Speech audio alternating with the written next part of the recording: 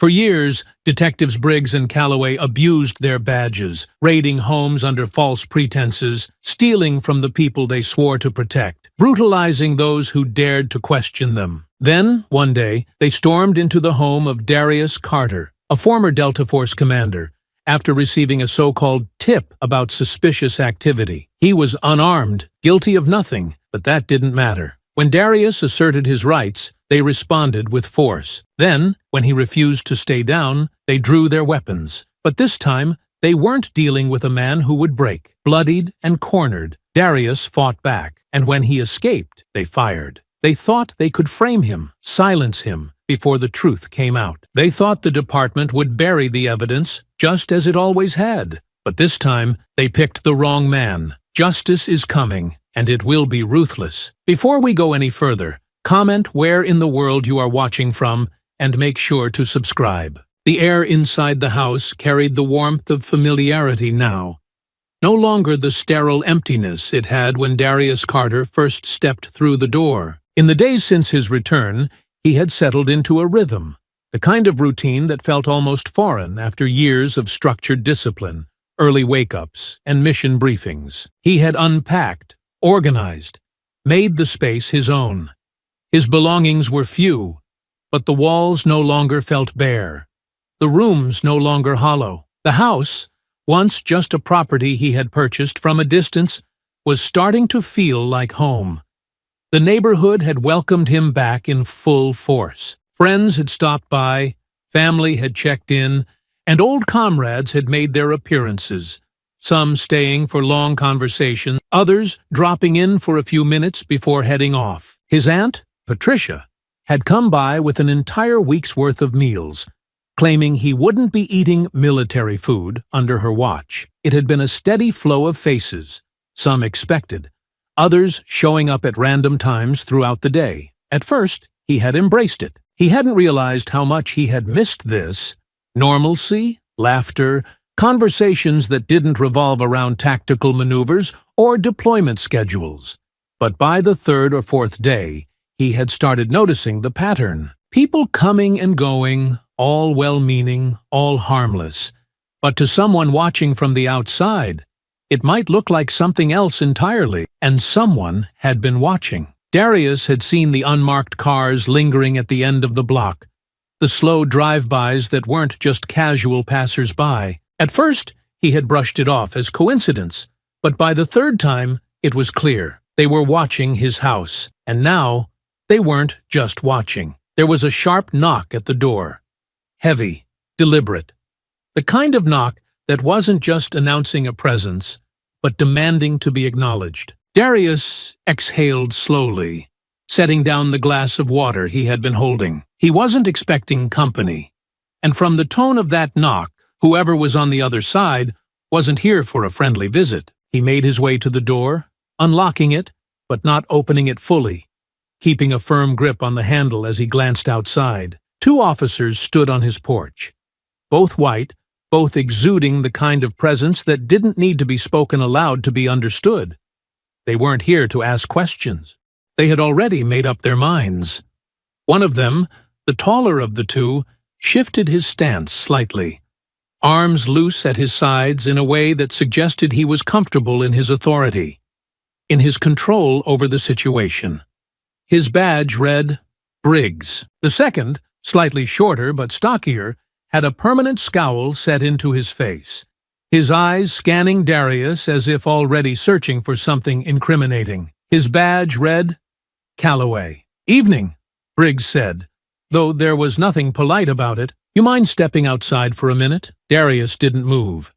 He kept his expression calm, neutral, but his instincts were already firing. This wasn't a social visit. This was a setup. I'm fine right here, Darius replied evenly. Briggs let out a breath, his eyes flicking past Darius and into the house, taking stock of whatever he could see from where he stood. We got a call, Calloway said, stepping slightly forward, his tone sharper, more direct. Neighbor reported a lot of people coming in and out of this house. said it looked suspicious. Darius didn't so much as blink. Suspicious. He had heard that word used far too many times to know exactly what it meant in a situation like this. You know, welcoming back friends and family isn't usually considered a crime, Darius said, his voice measured, careful. Unless that's changed. Briggs smirked slightly, but there was no humor behind it. See, that's the thing, though. When folks start coming and going at all hours, sometimes it makes people nervous. And when people get nervous, we have to check things out. There it was. The justification, the pretense, the excuse wrapped in thinly veiled authority. They weren't here to check things out. They were here because they had already decided what they wanted to believe. Darius exhaled through his nose, his grip on the door tightening. Well, you checked. Now you see everything's fine. Briggs and Calloway exchanged glances, the kind of silent communication that spoke volumes. Calloway took another step forward. You mind if we come in? Darius didn't hesitate. Actually, yeah, I do. Briggs clicked his tongue, shaking his head as if Darius had just made the wrong choice. Come on now. Don't make this difficult, he said. Darius met his gaze, unflinching. I know my rights. You don't have a warrant. You're not coming in. Silence stretched between them, heavy, electric. Briggs and Calloway weren't used to being told no. Calloway's jaw tightened, his fingers twitching at his side. You got something to hide? Darius didn't react. He had seen this tactic before. The push, the provocation, the attempt to get him to react, to give them an excuse to escalate. I think we're done here, Darius said, beginning to push the door closed.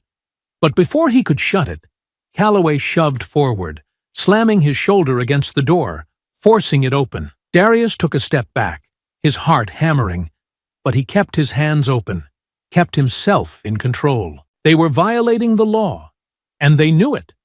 But they also knew they could get away with it. Briggs stepped inside first, slow, deliberate, scanning the room like he had just been granted entry to a crime scene. Calloway followed, his hand drifting too close to his holster for it to be anything but a threat. Darius took a deep breath, steadying himself, keeping his stance strong. He had fought in war zones, had been surrounded by enemies, had faced down threats far greater than these two men. But this was different.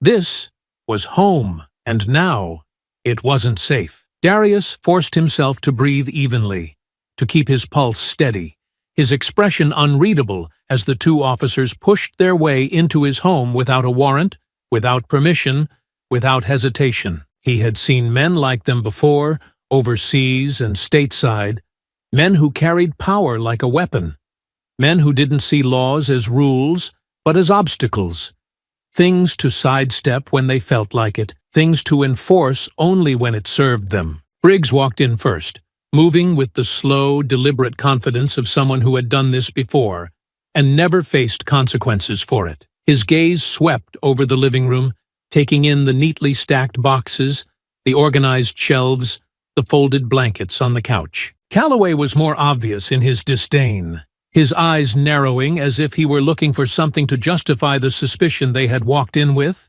Darius didn't move from where he stood, his feet planted firmly on the hardwood floor, his body still as he tracked their movements. He had spent years training his mind and body for combat situations, for hostile environments, for unpredictable enemies. This was different, but the same tension coiled in his muscles, the same readiness, the same awareness that one wrong move could change everything. You got a nice place, Briggs murmured, trailing a hand along the back of the couch as he walked past it, his fingers barely skimming the fabric. Real clean, real put together. Darius didn't respond. He wasn't going to entertain the performance, wasn't going to pretend this was anything but what it was, a power play, a show of dominance. Calloway wasn't as subtle. He stopped near the kitchen doorway, glancing back at Darius with an almost amused expression. Gotta say, Carter, lot of traffic coming through here for a guy who just got back from deployment. Looks like a real popular spot. Darius's jaw tightened, but his voice remained level. I told you. Friends, family, people welcoming me home. That's all. Briggs made a soft, thoughtful sound, as if he didn't quite believe it, as if the words alone weren't enough to satisfy him. Yeah, see? That's the part I keep circling back to. He turned, folding his arms across his chest, his head tilting slightly as he studied Darius the way a predator studies prey. A man like you, fresh back from overseas, suddenly setting up shop with all these people coming in and out. Now, I don't know about you, but that usually means one of two things. Either you're throwing the biggest damn welcome home party this town's ever seen, or you're selling something. Darius's grip tightened at his sides, his fingers curling into his palms before he forced them to relax. The accusation wasn't direct, but it didn't need to be. It was the kind of veiled statement designed to paint him as something he wasn't, the kind of implication that could turn suspicion into justification, that could turn an illegal entry into a full-blown raid. "I'm not selling anything," Darius said, his voice quiet but sharp. "I'm not doing anything illegal. You two know that." Calloway scoffed under his breath, shaking his head as he turned toward the hallway, his boots heavy against the floor as he took a few steps toward the back of the house. "Then you won't mind if we take a look around," he said. Darius took a step forward, his stance still careful, controlled. But there was no mistaking the edge in his voice. "Yeah, actually, I do mind. You don't have a warrant." Briggs sighed like he was dealing with a child, shaking his head as he adjusted the belt at his waist. "We're just checking things out, Carter, making sure everything's good. Wouldn't want to get a call later saying we missed something." Darius took another step, his voice steady but firm. "No, see, that's not how it works. You don't get to check things out just because you feel like it. You don't get to walk into my home and start searching just because somebody decided a black man having visitors was a problem." Briggs's smile didn't fade, but there was a flicker of something colder in his eyes now. "Why you getting so defensive? If there's nothing to find, what's the issue?" Darius exhaled sharply, his patience thinning, his restraint holding by a thread. "Because I know how this goes. You don't come in to look, you come in to find. Doesn't matter if there's nothing here. You'll tear through my things, you'll mess up my house, and when you don't find anything, you'll just move on to the next guy. Meanwhile, I'm left cleaning up after your check." Calloway, already halfway down the hallway, ignored the conversation entirely. He stepped into Darius's bedroom, boots heavy against the floor. Darius moved to follow him, but Briggs stepped in front of him, blocking his path. "I wouldn't do that," Briggs said, voice low, a warning laced beneath the words. Darius stiffened, every instinct in his body telling him to break that grip, to shove the man back, to do something to stop this, but he held himself still, forcing his muscles to stay locked, forcing himself to keep breathing. Then, from down the hall, he heard it, the unmistakable sound of drawers opening, things being shoved aside, belongings being dumped out like garbage. His bedroom, his breathing deepened, his jaw clenching as he struggled to hold back the fury rising in his chest. "You don't have a warrant," he said again, forcing the words through gritted teeth. Briggs shrugged. "Like I said, just making sure we didn't miss anything." Then he heard something else, a metallic rattle, a faint clinking sound. His heart slammed against his ribs as he looked past Briggs, into the hallway, just in time to see Calloway standing by his dresser, something small and gold glinting between his fingers. Darius knew exactly what it was, his war medal, the one he had earned overseas, the one that had been locked away in a small velvet case in his nightstand. And now Calloway was turning it over in his fingers like a trinket, like something cheap, something that didn't mean anything. Darius's entire body tensed. He felt the fire, the boiling heat of rage flooding his veins, felt the sharp edge of betrayal carve into his chest like a blade. Then Calloway smirked, and just like that, he pocketed the medal, slipping it into his uniform like it belonged to him. Darius took a step forward, rage flashing behind his eyes. "The hell do you think you're doing?" His voice was low, sharp, cutting through the space between them like a blade. Calloway didn't even bother looking at him. He just continued rifling through the dresser like he hadn't just stolen something from the man standing in front of him. Briggs placed a heavy hand on Darius's chest, holding him back. Step back. Darius's breath came slower, deeper, his fists curling so tightly that his knuckles ached. He had spent years fighting for a country that saw him as expendable, years putting his life on the line for people who wouldn't think twice about violating his rights in his own home. And now, here he was, watching them steal from him, watching them destroy what little peace he had left. And Calloway, pocketing something that wasn't his, something that meant more than he could ever understand, was standing there like it didn't matter, like Darius didn't matter. Darius felt his heartbeat slow, not in fear, not in hesitation, but in that cold, calculated way his body had been trained to react in high-stress situations. His breaths were deep, steady, his body tensing as he locked his eyes on Calloway's hand, his medal disappearing into the cop's pocket like it was nothing. Something inside him roared. "That's mine," he said, voice sharp, the edge unmistakable, his control hanging by a thread as he stepped forward, pointing directly at Calloway's chest. "You put that back, right now." Calloway barely glanced at him, just smirked, shifting his stance, keeping his hand close to the pocket where he had stashed the medal. "What? This?" He patted his pocket casually, tilting his head, feigning confusion. "Looks like a nice little keepsake. You sure it's yours?" Darius's fists clenched so tightly his nails dug into his palms. "You know damn well it is. Put it back and get the hell out of my house." Briggs let out a low, condescending chuckle, stepping between them before Darius could get any closer, his expression shifting, amusement flickering beneath his hardened gaze. "Now, hold on there, Carter," he said smoothly, his voice carrying that artificial patience that only made the rage burn hotter in Darius's chest. "You're getting awful worked up for a little souvenir." Darius's eyes snapped to him. Souvenir, that's what they thought it was. A trinket, a meaningless object, a thing they could take just because they felt like it. They hadn't earned it. They hadn't bled for it. They hadn't sacrificed for it. They had no right. "Put it back," Darius growled, voice deep, steady, controlled only by sheer will. Calloway exhaled a short laugh, mocking, dismissive. "Or what?" Darius moved.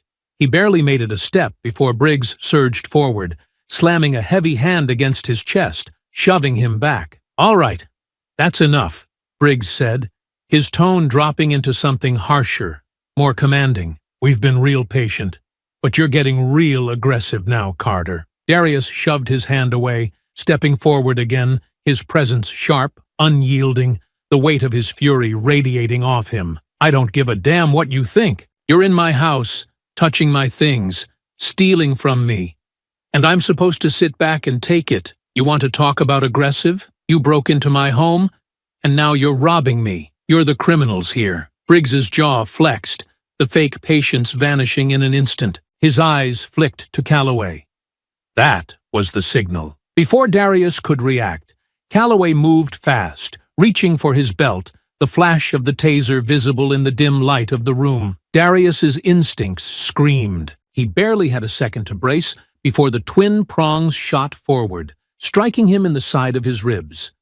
The pain hit immediately, a searing jolt that ran through every nerve in his body, locking up his muscles for a split second. His breath caught, his back stiffening, his body threatening to crumple under the raw voltage coursing through his system. But he fought through it, through gritted teeth, through the fire in his veins, through the white-hot agony spreading across his chest. He had been trained for this. He had endured worse. His body had been pushed to its limits before. This would not break him. He took a breath, forced his muscles to move, his body overriding the current, pushing against the electric hold.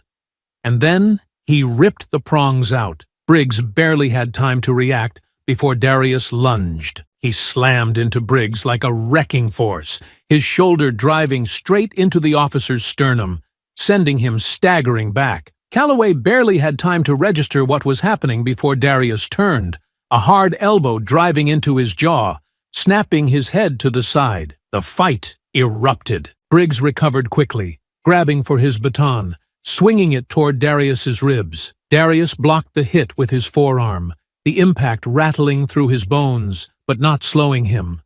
He moved fast, grabbing the baton mid-swing, twisting it out of Briggs's grip with practiced efficiency. Calloway, still reeling from the elbow to the jaw, lunged, trying to tackle him. Darius anticipated it, sidestepped at the last second, driving a knee into Calloway's gut before slamming him against the dresser. The cop grunted, gasping as the air was forced from his lungs. Briggs went for his gun. Darius saw the movement, the slight shift of his arm, the way his fingers instinctively went toward the holster. His training took over. Before the weapon could be drawn, Darius was on him, grabbing his wrist, twisting it with brutal precision, forcing the gun to stay holstered. He pivoted, using the momentum to slam Briggs against the wall, pinning him there with one arm as he delivered a crushing punch to his gut. Briggs coughed, doubling over. Calloway, still wheezing but recovering, reached for the taser again. Darius didn't let him. He spun, grabbing Calloway's wrist, yanking him forward before driving his forehead directly into the officer's nose. The sickening crack of cartilage snapping filled the air, blood spraying as Calloway stumbled back, hands flying to his face. Briggs, gasping, pushed off the wall, desperation in his eyes now. This wasn't going how they thought it would. They had walked in believing they had the power. Now they were fighting for control. Darius wasn't going to give it back. Briggs lunged, swinging wild, but Darius was faster, smoother, his movements efficient, practiced, deadly. He caught the punch, twisted Briggs's arm behind his back, and with one forceful movement drove him forward, sending him crashing into the nightstand. Briggs groaned, struggling to get up, but Darius wasn't done. Calloway was trying to reach for his radio, one hand still pressed against his bleeding nose, the other fumbling for backup. Darius moved before he could. He grabbed Calloway by the collar, spun him around, and hurled him into Briggs, sending both cops toppling over each other. They hit the floor hard, a tangled mess of limbs and pained groans. Darius stood over them, breathing heavy, his chest rising and falling as the fury still burned through his veins. His hand shot to Calloway's pocket. The cop barely had time to react before Darius yanked his war medal free, gripping it tightly in his palm. He looked down at them, his face a mask of unyielding rage. His home was torn apart.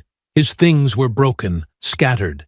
They had violated every inch of his space, crossed every line, and now they were lying on his floor, beaten, humiliated, scrambling to recover. They weren't done yet. Briggs's hand darted toward his belt, reaching for the radio, for the gun, for anything. Darius didn't wait to see what. He turned, bolted for the door. The moment he was in the hallway, he heard Briggs yell, voice hoarse, filled with raw hatred. "Get him!" Darius hit the ground running, his body moving on pure instinct, legs propelling him forward with the kind of speed that had been drilled into him over years of combat training. The walls of his house blurred past him, the broken remnants of his belongings forgotten in the urgency of escape. His pulse pounded in his ears, a steady, powerful drumbeat keeping time with the heavy thud of his boots against the hardwood floor. He surged toward the door, shoulders low, every fiber of his being wired for survival. Behind him, he heard the frantic scuffling of the two officers scrambling to their feet, the guttural sound of Briggs cursing under his breath, the static crackle of a radio being fumbled with. Then, the gunshot. The sharp, deafening explosion of sound ripped through the air, the bullet tearing through the space where he had been only a second ago, splintering the door frame as he threw himself forward. Another shot, this one closer. Darius barely had time to process it before a searing pain ripped across his left arm. A sudden, fiery sensation that sent a jolt of white-hot agony slicing through his nerves. His body registered the impact before his mind did, his step faltering only slightly as his shoulder wrenched forward from the force of the grazing bullet. Blood bloomed along the sleeve of his shirt, soaking into the fabric, warm, slick. But he didn't stop. He couldn't stop. The night air hit him like a wall, cool but thick with tension, the world outside oblivious to the chaos erupting behind him. He tore down the porch steps, hitting the pavement at full speed, his boots slamming against the asphalt as he pushed through the pain, his breath sharp, controlled, every inhale calculated to keep his body moving. Behind him, Briggs and Calloway stormed out of the house, their shouts cutting through the street like sirens, their gun barrels flashing in the dim glow of the streetlights. "Stop! Get down!" Darius didn't stop, didn't even hesitate. The moment he slowed, the moment he gave them an opening, he was dead. He darted across the street, weaving between parked cars, his mind running calculations as quickly as his feet carried him, scanning for the best route, the best cover, the best way to disappear before they could call in backup and flood the neighborhood with more of them. A barking dog startled him as he sprinted past a chain-link fence, its growls deep and menacing, snapping at the air as he vaulted over the barrier without breaking stride. His wounded arm screamed in protest, but he gritted his teeth, forced himself to ignore the pain. Pain was secondary. Pain didn't matter. Not when he was being hunted. Another gunshot rang out. The pavement near his foot exploded, concrete shattering on impact. They were still firing, still trying to kill him. The realization settled in fully now. Not an arrest, not a takedown. They weren't trying to bring him in. They were trying to put him down. His lips pressed into a grim line, anger and adrenaline fusing into something colder, sharper. They had already broken into his home, brutalized him, stolen from him. That wasn't enough for them. Now, they wanted him dead. Another bullet tore through the air, whizzing past his head, close enough that he could feel the heat of its path before it embedded itself into the side of a rusted-out sedan parked near the curb. Darius veered right, cutting through a narrow alley, the tight walls of brick buildings closing in on him as his boots pounded against the damp asphalt. The city smelled different here, like oil and stale beer. Dumpsters lining the walls in uneven rows. Shadows swallowed him as he pushed deeper into the darkness, the distant hum of traffic growing louder the further he ran. He glanced back once, just once, long enough to see Briggs and Calloway skid to a stop at the alley's entrance, their silhouettes framed against the dim glow of the streetlights. Their guns were up, scanning, searching, but they weren't reckless enough to charge in blindly. They lost him, for now. Darius didn't slow, didn't allow himself the luxury of stopping, of catching his breath. He had minutes, maybe less, before they called for backup, before the streets were crawling with cops, before every squad car in the area had his name and face plastered across their radios. He needed a plan, needed to disappear, needed to find someone who could help him clear his name, before the entire force came bearing down on him. Darius kept moving, his breath coming in deep, controlled gulps as he cut through another alley, staying in the shadows, using the cover of the dimly lit streets to put as much distance between himself and the cops as possible. His arm throbbed, the heat of the bullet graze still searing against his skin. But pain was secondary, a distant warning signal he had no time to process. Blood had soaked through his sleeve, warm and sticky, but he wasn't slowing down. Not until he was sure he was out of their immediate reach. His mind ran through possible escape routes, places to hide, people to trust. Briggs and Calloway wouldn't stop with just him. They would spread their version of the story, poison the airwaves with whatever lie they needed to justify their actions. They would turn him from a man defending his home into a violent fugitive who had attacked police officers. The system always worked faster when it was crushing someone like him. He needed to act before they locked the city down. The main road loomed ahead, neon signs flickering, streetlights buzzing, headlights flashing across intersections. He slowed his pace just enough to blend in, slipping into the flow of pedestrians, forcing his breathing to steady. A man covered in blood moving too quickly would draw attention, and right now, he couldn't afford any. A convenience store stood at the corner, its glass doors sliding open as people moved in and out. Darius ducked inside, his presence barely registering as he grabbed a cheap hoodie from a display near the entrance, paying in cash before slipping it over his head, pulling the hood low. Then he stepped out and made his way toward the only place he knew he could go. Seitito Team. 15 minutes later, he was standing in front of David Evans's garage. The shop was closed for the night, its metal shutters pulled halfway down, the glow from the single overhead light casting long shadows against the cracked pavement. Darius knocked once, sharp and deliberate, then twice more. A long pause, then the sound of metal scraping against concrete, followed by the creak of the door lifting just enough for a familiar face to peer through. David's expression shifted instantly, from confusion to shock, to immediate, silent understanding. "Get inside," David said, yanking the door open wider.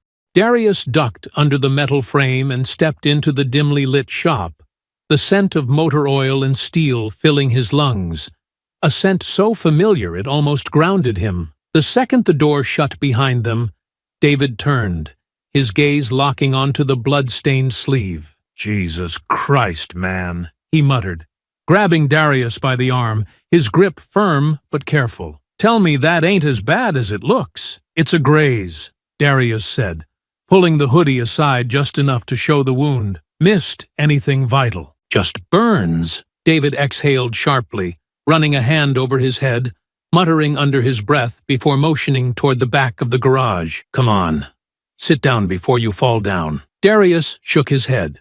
"No time. They're coming. They'll be looking for me." David's eyes darkened, the weight of those words settling fast. There was no hesitation, no disbelief, just raw, simmering anger. "What the hell happened?" Darius sat on the worn-out stool in the corner, flexing his injured arm slightly, testing the muscles beneath the torn skin. "Briggs and Calloway broke into my house," he said, voice low, controlled, but filled with the kind of rage that couldn't be hidden. "No warrant, no reason. Started tearing through my stuff, stealing whatever they wanted.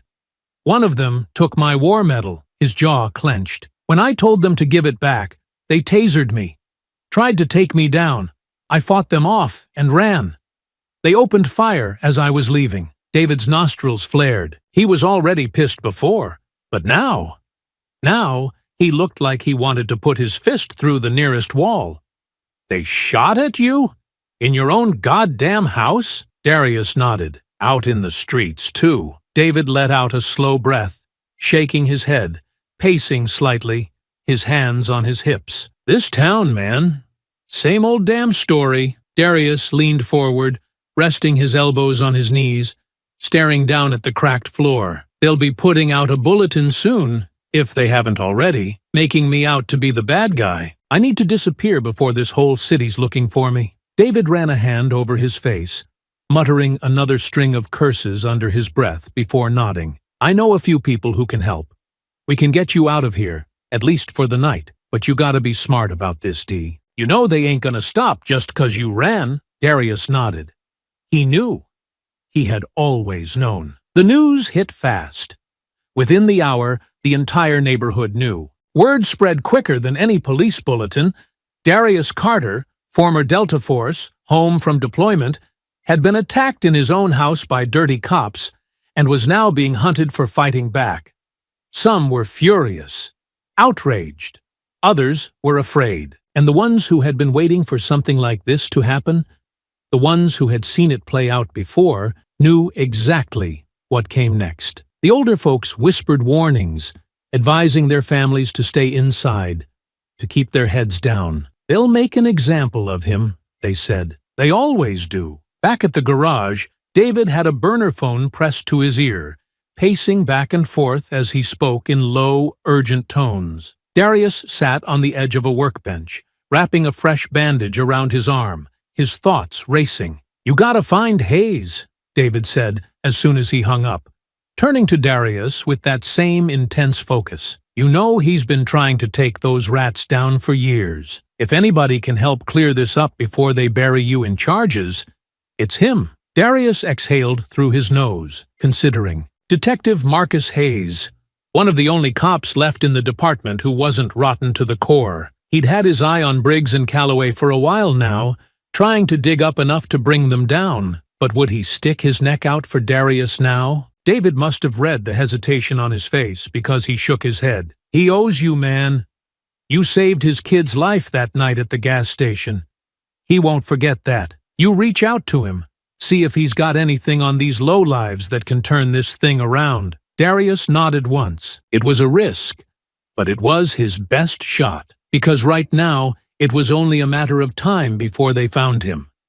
And if they did, there wouldn't be a second chance. Darius sat in the dimly lit garage, the weight of the situation settling in his chest like a slow-building fire, the kind that didn't rage uncontrollably, but burned steady and deep, refusing to be ignored. The bandage on his arm was tight, the pain manageable, but the adrenaline was starting to wear off, leaving behind something heavier, the realization that this wasn't just a fight anymore.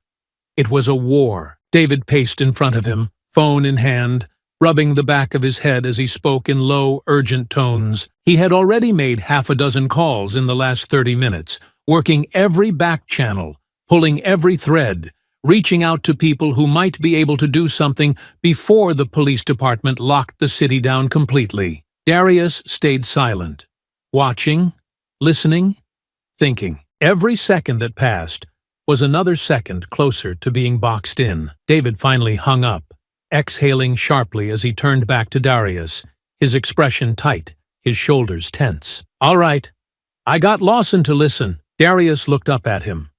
Andre Lawson, journalist, activist, the kind of man who didn't just report the news. He tore through lies like a blade through cloth, exposing corruption wherever he found it, no matter who it pissed off. He had been chasing the police department's misconduct for years, but the stories never stuck.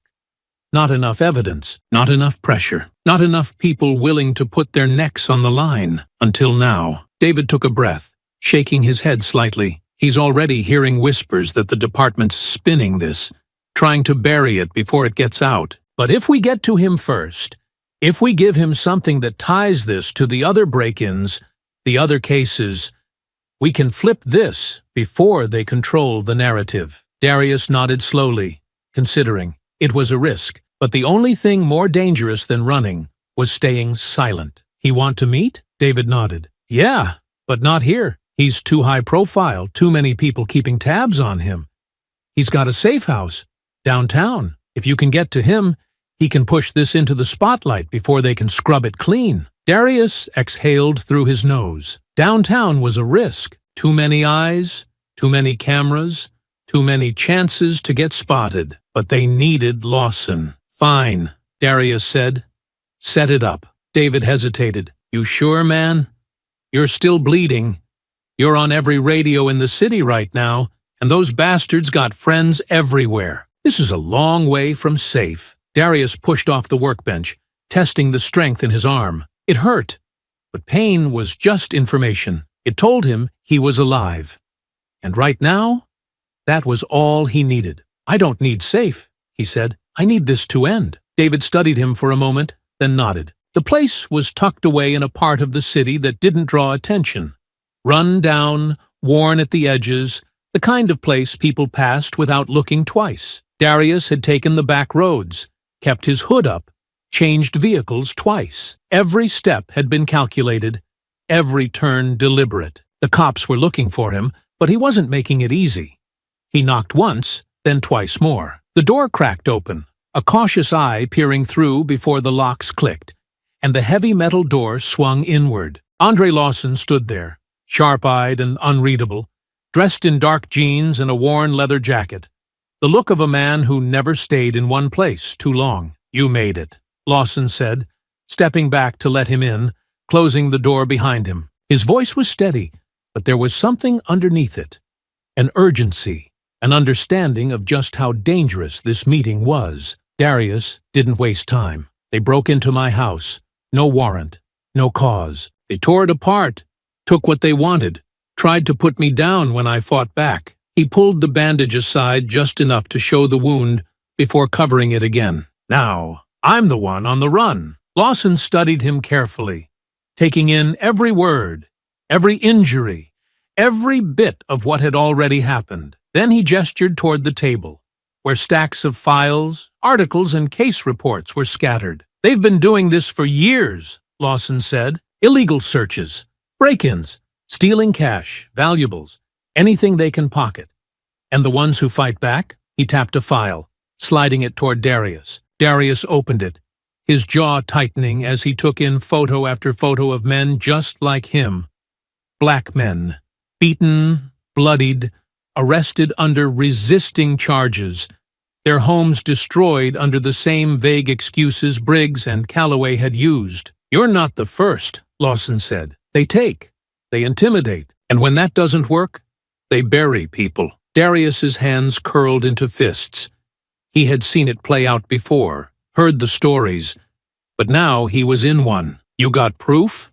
Darius asked, looking up. Lawson nodded. Some, but not enough. They've covered their tracks well. Every complaint goes missing.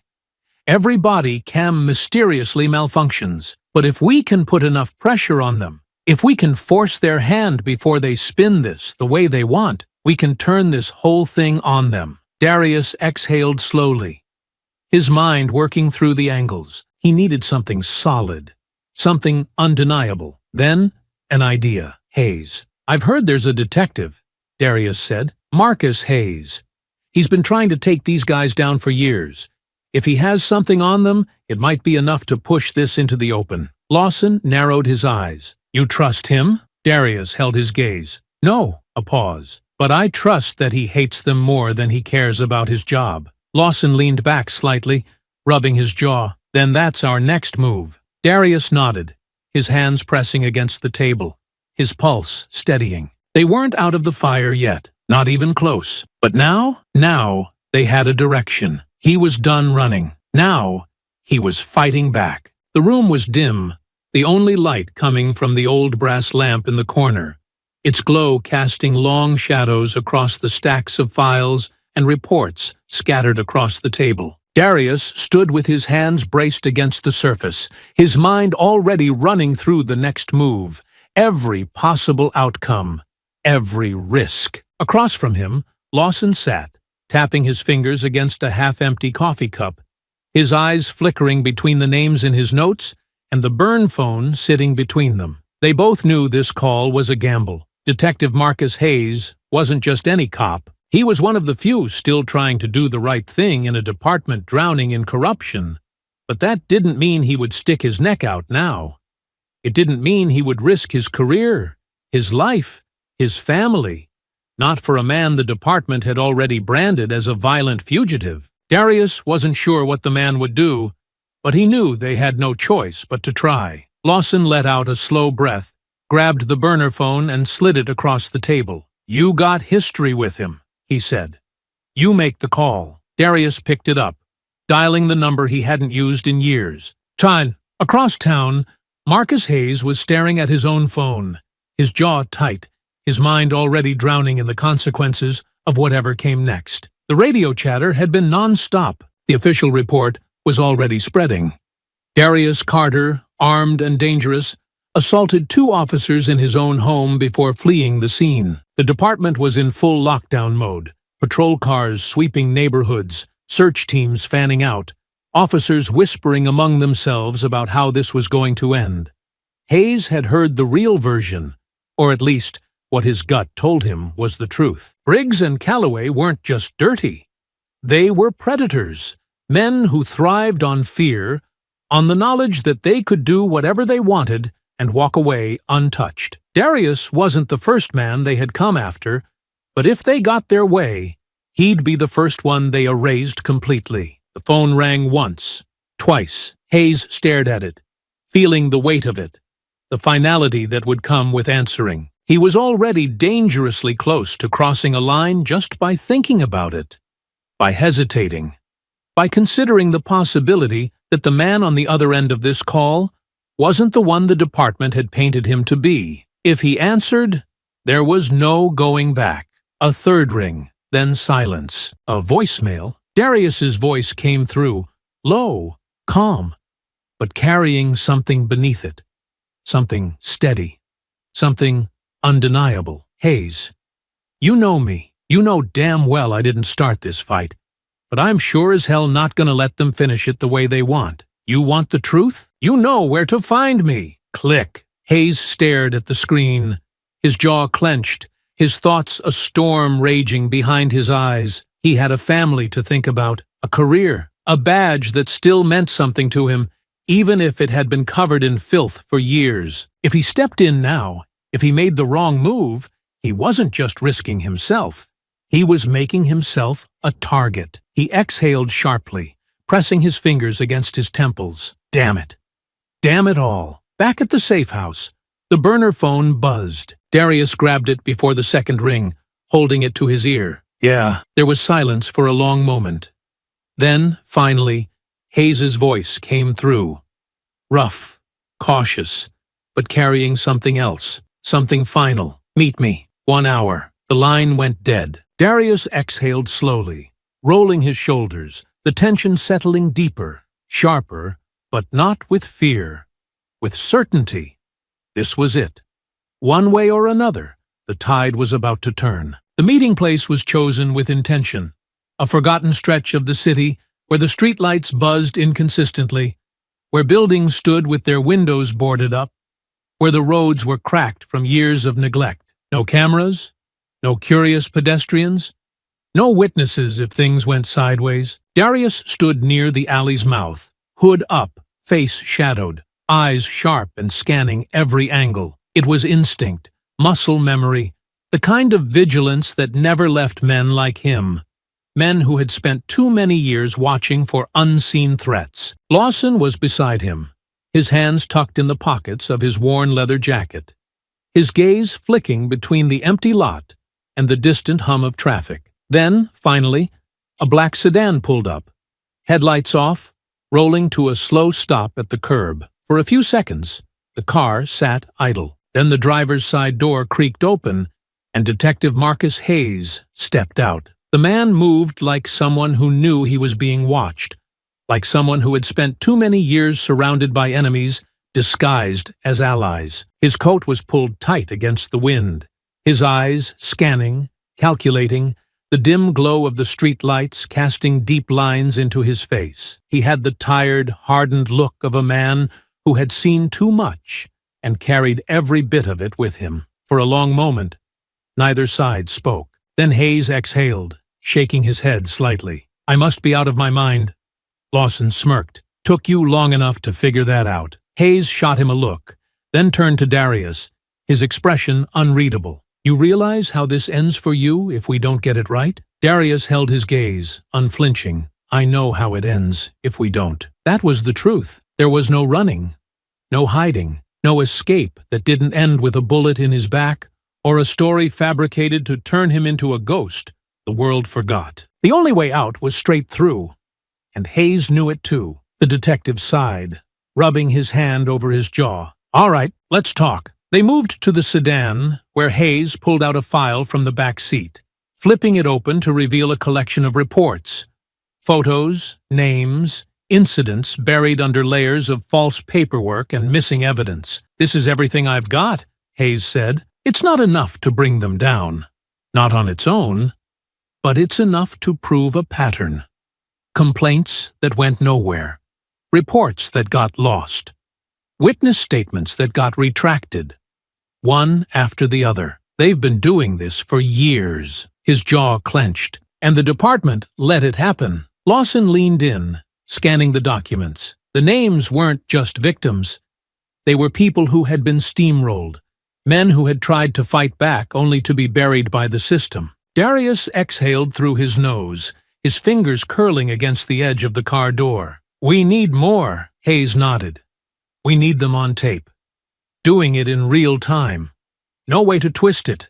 No way to cover it up. His voice was tight, edged with something raw. We need them dirty, caught red-handed. No way out. Lawson let out a slow whistle, shaking his head. That's a dangerous setup. You really think we can pull that off before they realize we're playing them? Darius glanced up, his expression unreadable, his mind already running through the angles. We don't set it up. A pause. We let them come to us. Both men looked at him. Hayes frowned. What do you mean? Darius's jaw tightened slightly. They're looking for me. They're desperate. They want me gone, not in cuffs. They'll keep hunting me until they finish what they started. His voice was steady, certain. So we make sure when they find me, it's where we want them. And this time, they won't have the excuse of self-defense. Hayes let out a slow breath. You're talking about baiting them. Lawson ran a hand down his face, shaking his head. That's risky as it gets. Darius's expression didn't change. They already shot at me in the street. They already tried to take me down in my own home. This doesn't stop until we put them in a situation they can't talk their way out of. Hayes was quiet for a moment. Then he let out a sharp exhale. We're gonna need witnesses. Lawson nodded, his mind already racing ahead. We can set that up. I know people. Good people who won't just roll over when the department tries to pressure them. We'll need cameras, audio, undeniable evidence that puts these guys away for good. Hayes crossed his arms, his face dark with something that had been brewing in him for years. They're going to come in guns blazing. We're talking execution style. Make it look like justified force kind of situation. Darius's gaze didn't waver. I know. You sure about this? Hayes asked. And it wasn't a challenge. It was something else. Something deeper. Darius nodded once. I've been fighting my whole life. Not about to stop now. A long silence stretched between them. Then Hayes sighed, rubbing the back of his neck. All right, we set the stage. We give them the rope, and we watch them hang themselves. Lawson cracked a grin, though there was no humor in it. I almost feel bad for them. Darius didn't smile. Don't, because when the time came, there wouldn't be any mercy. The weight of the decision settled over them like a silent storm, thick in the air, pressing against their lungs, but none of them hesitated. There was no turning back now. The plan was set, and the only way out was through. Detective Marcus Hayes stood with his hands on his hips, his gaze fixed on the city beyond the alleyway, where streetlights flickered against the cold asphalt, where patrol cars roamed in search of the man standing beside him. He had spent years walking the line between what was right and what was necessary, and now he had finally stepped over it. There was no badge that could protect him from this if it went wrong, no department willing to shield him if they found out what he was doing. But it didn't matter anymore. This is how it's gonna work, Hayes said, turning back to face Darius and Lawson. I'll let the right people hear the wrong thing. A whisper in the department about where you might be. Something vague enough that it won't seem like a setup, but just clear enough to get their attention. Briggs and Calloway are already desperate, already paranoid. They won't wait for orders. They'll take the bait the moment they hear it. Darius nodded once, his expression unreadable. He was already shifting into the mindset he had lived in for years. The space between survival and action, between waiting and striking. He had spent his life stepping into the fire, and this time was no different. Lawson exhaled, running a hand down his face. How much time we talking? Hours, maybe less, Hayes said. They've been waiting for a lead, listening to radio chatter, looking for an excuse. We give them one. He turned toward Darius, his voice dropping slightly. You sure about this? The moment they find you, they're coming in full force. They won't talk. They won't hesitate. They'll want this done before the sun comes up. Darius's gaze was steady, his body already settling into something controlled, something cold. He had fought wars, had been trained to endure worse than anything these two men could bring. He wasn't afraid of them. I'm ready, he said simply. Hayes studied him for a moment longer, then nodded. All right. He reached into his coat, pulling out a phone and passing it to Lawson. This stays with you. It's wired directly to a backup server. Whatever happens, you record it. If they try to spin this, if they try to make it go away, We put the real story out before they can bury it. Lawson took the phone, gripping it tightly before sliding it into his pocket. Darius inhaled slowly, rolling his shoulders, feeling the dull ache of his injured arm, but pushing it aside. Pain was a distraction. His focus needed to be absolute. "Where's the location?" he asked. Hayes hesitated for half a second, then sighed. "It has to be somewhere in public. Somewhere with witnesses. Somewhere they think you are alone, but people are watching." Darius understood immediately. They would come in expecting an easy target, expecting him to be alone, expecting to finish what they started. Lawson shook his head, rubbing his jaw. "They've probably done this before. Took out their competition. Set up situations where it's just their word against a dead man's." Hayes didn't argue. "They've done a lot. But this time, they'll be the ones walking into a trap." Darius exhaled slowly, looking toward the dark horizon. Every step of this was dangerous. Every moment leading up to it could go wrong in 100 different ways. But there was no other choice. This wasn't just about him anymore. It was about the people they had already destroyed, the ones they thought no one would fight for. "Let's get to work," Darius said. Hayes nodded. "I'll plant the lead.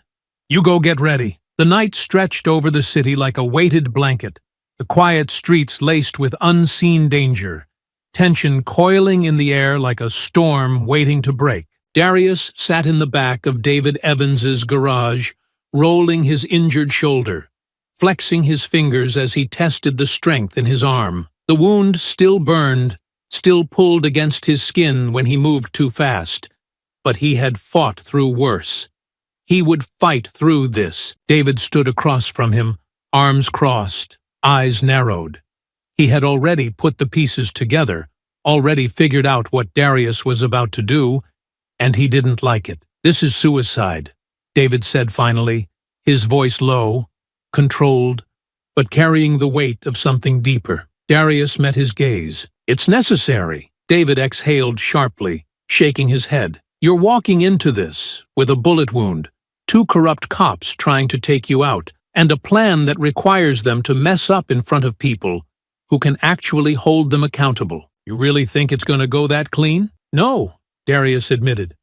"But it doesn't have to be clean. It just has to work." David stepped back, shaking his head again. "You know, you could have just stayed gone. Found a way out of this." Darius exhaled slowly. "I don't run." David's expression darkened. "You better not lose then." Across town, Hayes walked into the station, moving like a man with no extra weight on his shoulders, keeping his expression unreadable, his stance casual. He stopped at the break room door, where 3 officers sat, one of them scrolling through his phone, another flipping through paperwork. A radio hummed low in the background. Hayes leaned against the frame. "You hear about Carter?" One of them glanced up, eyebrows raised. "What about him?" Hayes made a face, shaking his head slightly. "They're saying he's been spotted near the south side of the city in Crestwood, probably trying to gather supplies at a friend's house to go on the run. But knowing Briggs and Calloway, I doubt they're gonna let it get that far." He shrugged, like it wasn't his problem, then stepped away, leaving the words lingering in the air behind him. He didn't have to look back to know they were already making the call. The trap was set, and now all that was left was to wait. The police station carried a quiet hum in the late hours, the kind of stillness that came not from peace, but from anticipation, from a city holding its breath between waves of chaos. A few officers lingered in the halls, some finishing reports, others mindlessly scrolling through their phones. The sound of a distant radio crackled softly behind a closed door, dispatch murmuring updates about patrols, routine stops, minor disturbances. Inside a small back office, Briggs and Calloway sat hunched over a desk, their expressions tight, their patience worn thin. The department had been buzzing with talk of Darius Carter since the moment he escaped. The manhunt had expanded, officers sweeping neighborhoods, patrol cars cruising the streets, and yet nothing. No sign of him. No trail to follow. He had disappeared. Briggs drummed his fingers against the desk, the irritation settling deep in his chest, heavier with each passing hour. "He's making us look bad," he muttered, shaking his head. "A whole department looking for one man, and we can't find him?" His fingers curled into a fist, tapping against the wood. "We should have finished this at his house." Calloway leaned back in his chair, his arms crossed, his expression unreadable. "We didn't expect him to put up that kind of fight," he said simply. "Thought he'd go down like the others. Thought he'd know better." Briggs exhaled sharply through his nose, his jaw tightening. That was the problem. Carter wasn't like the others. He hadn't folded under pressure, hadn't panicked, hadn't made the mistakes they had counted on. He had fought back, and that couldn't be allowed. There was a knock at the office door, and a uniformed officer stuck his head in. Word just came in. Carter might have been spotted. Both men straightened, their attention snapping to the officer immediately. "Where?" Briggs asked, his voice sharp. "Over at a buddy's place. Guy named Evans. Runs a garage on the west side." The officer glanced between them. "He's been laying low since the escape.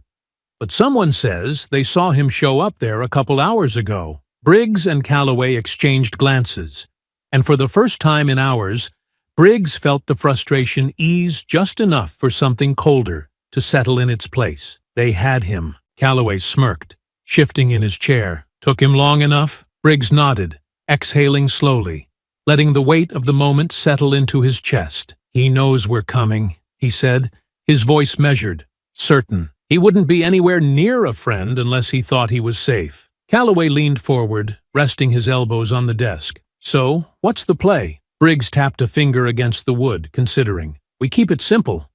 No back and forth, no wasting time. We get in, we get him, we finish it." His expression darkened. "No mistakes this time." Calloway nodded, the amusement fading from his eyes. "No mistakes." Briggs stood, adjusting his holster, rolling his shoulders slightly as the tension in his body shifted into something more familiar. The weight of control, the certainty that they were about to end this on their terms. "We go in quiet," Briggs said, voice low. "No radio chatter, no backup. Just us, just him." Calloway's smirk returned. "And his buddy?" Briggs glanced toward the clock on the wall, watching the seconds tick by, feeling the weight of the moment settle in his chest.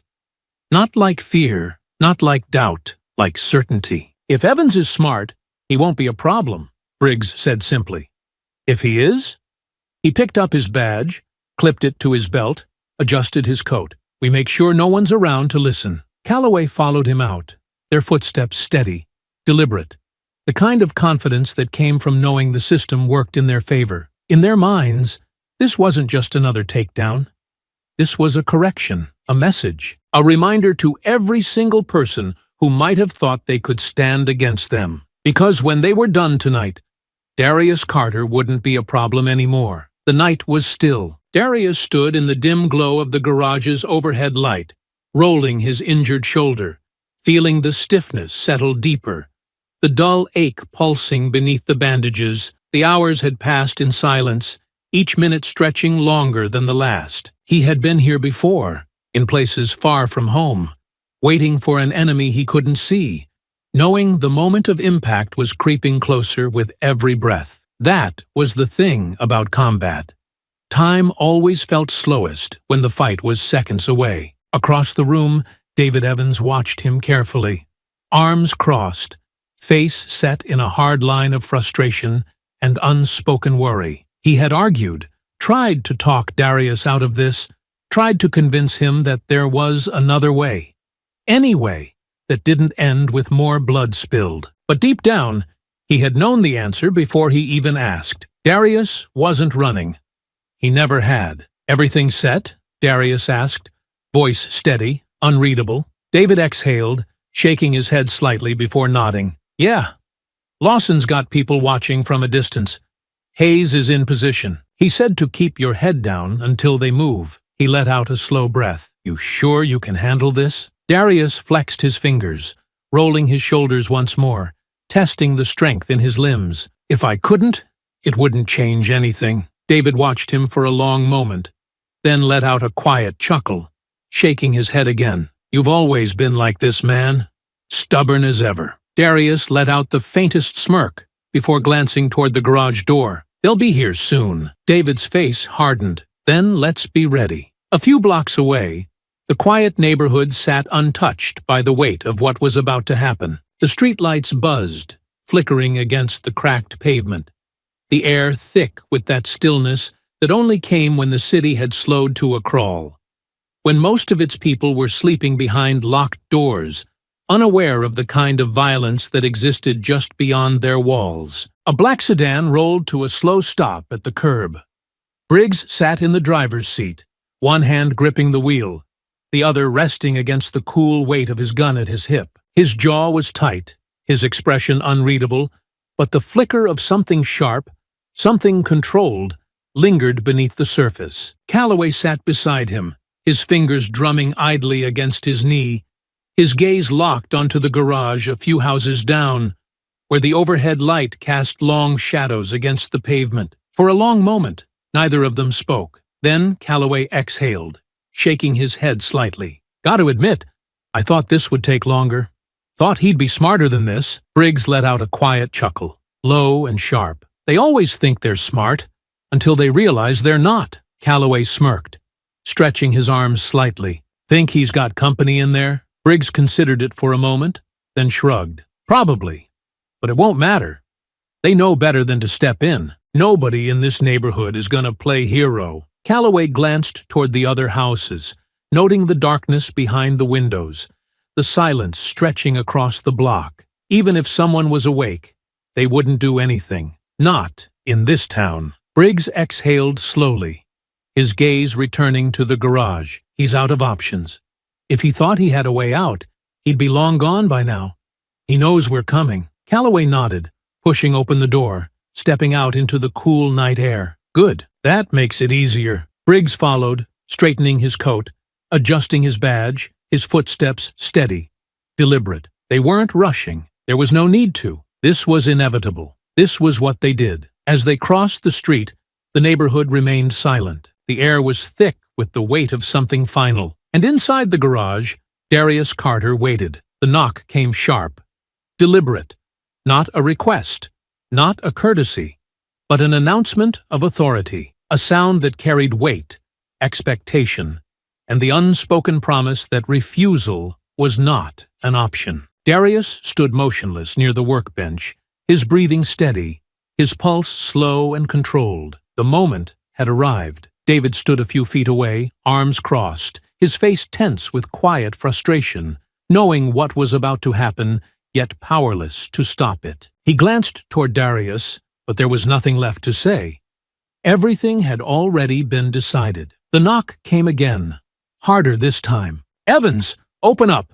Briggs's voice called from the other side, his tone calm, measured, but carrying the undercurrent of a man who had already made up his mind about how this was going to end. David didn't move. Darius exhaled slowly, rolling his shoulders, his fingers brushing against the hilt of the knife concealed at his waist, not as a first option, but as an answer to whatever came next. Briggs knocked a third time, impatience creeping into his voice. "We're not going to ask again." Darius glanced at David, then moved toward the door, each step deliberate, his body loose but coiled beneath the surface. He reached for the handle, pausing only for a fraction of a second before unlocking it and pulling it open. Briggs and Calloway stood on the other side.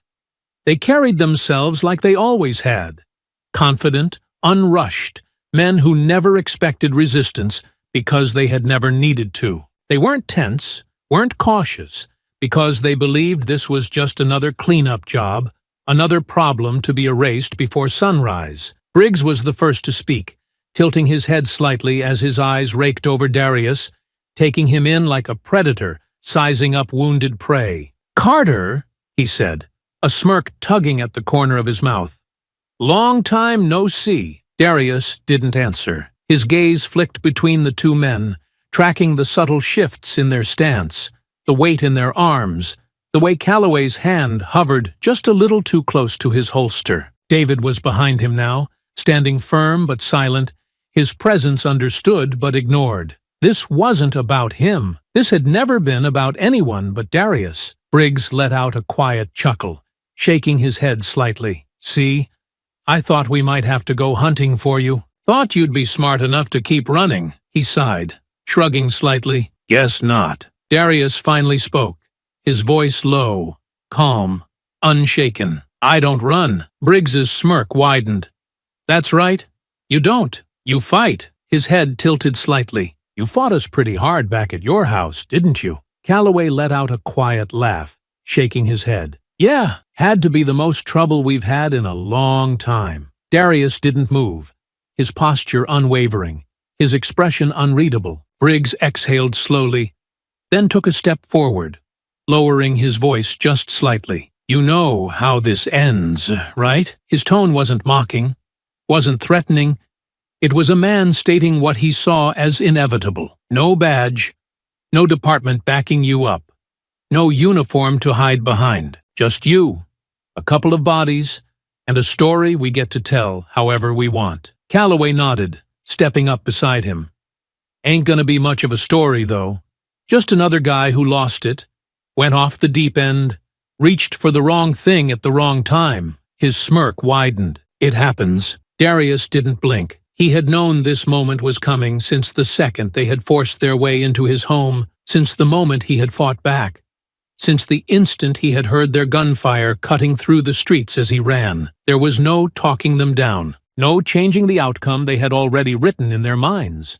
But that didn't mean they were the ones who were going to dictate how this ended. Briggs sighed, shaking his head again, like this was all just an inconvenience. Here's the deal, Carter. You step outside with us, keep your hands where we can see them, and we make this easy. You resist? His gaze darkened. Then we do what we have to. A long silence settled between them. Darius could hear the distant hum of a passing car, the faint crackling of a street lamp, the soft creak of David shifting his stance behind him. But beyond all of it, he could feel the weight of the moment, the thin, razor-edge balance between what they expected to happen and what was actually about to. He took a slow breath. Then he stepped forward. Briggs's smirk widened slightly, the tension in his shoulders easing as he took it as compliance, as surrender. Calloway relaxed just a fraction, his fingers still near his holster, but no longer bracing for immediate action. Darius took a slow step forward, his eyes locked on Briggs and Calloway, reading the moment, feeling the shift in their stance, the way their bodies eased just slightly, the way they thought they had already won. They expected compliance. They expected him to give up, to let them dictate the end of this. They were wrong.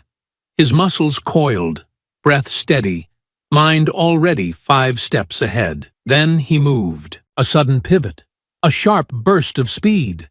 His body snapped into motion before they could process it, before their brains could catch up to what was happening. He lunged past Calloway, driving his shoulder into the man's arm as he exploded out of the garage, out into the night, out into the open, where the world could see. Briggs shouted, a curse lost beneath the sudden scrape of boots against pavement, as both officers reacted too late, their hands scrambling for their weapons as Darius tore down the driveway, across the yard, onto the street. His legs burned with the force of the sprint, his shoulder screaming in protest, the pain searing up his arm. But he didn't slow. The street stretched wide in front of him, the dark pavement glowing under flickering street lights. The neighborhood wasn't asleep anymore. Lights flickered on, curtains shifted, eyes peeked through blinds.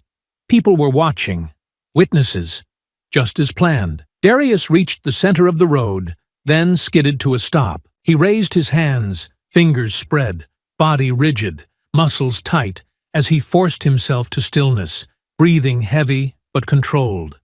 Then, slowly, he dropped to his knees. The moment stretched, thick with something heavy, something electric, the weight of a decision hanging in the air. Briggs and Calloway had charged after him, their footsteps pounding against the pavement, the anger in their expressions shifting, flickering between disbelief and fury as they saw him kneeling, hands raised. The whole street saw him kneeling. There were too many witnesses now, people standing on porches, heads poking out of windows, voices murmuring. Briggs hesitated for half a second. Calloway didn't. The gunshot cracked through the night like lightning splitting the sky. Darius felt the impact before he registered the sound.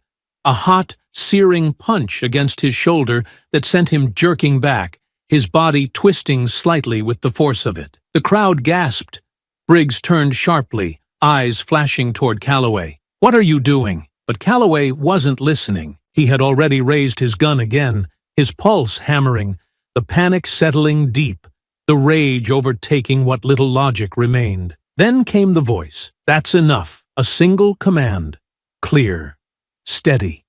Sharp. Briggs and Calloway spun toward the sound, their bodies tensed, but their weapons stayed down, because they knew the voice. Detective Marcus Hayes stepped forward from the shadows of a nearby house, his presence unmistakable, his expression unreadable. There was no gun in his hands, no aggression in his stance, just an authority that cut deeper than either of them expected. For a second, no one moved. Calloway's fingers twitched against the trigger. His body was still wired to finish this, still caught in the momentum of control, still clinging to the idea that they could silence this before it spiraled. Briggs' jaw tightened, his stance shifting as his mind raced, calculating, weighing options. They could finish it. They could still end this right here. Silence Carter, before he had the chance to speak. But then the porch light of the nearest house flicked on.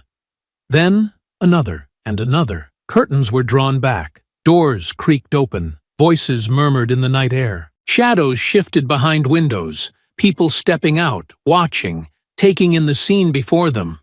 And suddenly, it wasn't just three men standing in the street anymore. It was an audience. Briggs's gaze flickered from Hayes to the growing number of figures standing in doorways, on sidewalks, some of them holding phones, others whispering. Calloway let out a slow breath, his aim still locked on Darius, his body rigid with the kind of tension that only came when a man knew he was moments away from either victory or disaster. His lips parted slightly, something sharp, something threatening about to leave his mouth. Then he saw them. The cameras, phone screens glowing in the dark, people recording, too many eyes, too many people seeing exactly what was happening. Briggs clenched his jaw, his hands flexing as he exhaled sharply, the reality sinking in. They had lost control. The entire street had seen Calloway fire. The entire street had seen Darius kneeling,